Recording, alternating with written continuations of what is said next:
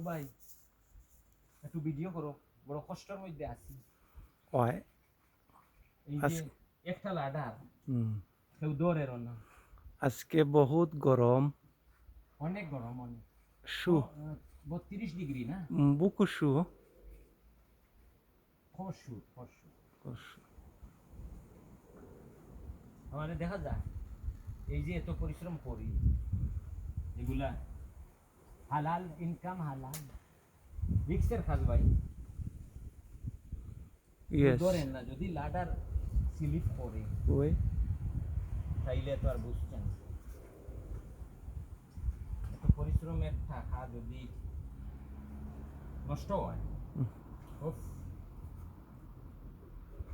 বলার মতন নয়। দুঃখ লাগে, দুঃখ। লাইফটাই গেল আমার পরিশ্রমে, বুঝছেন?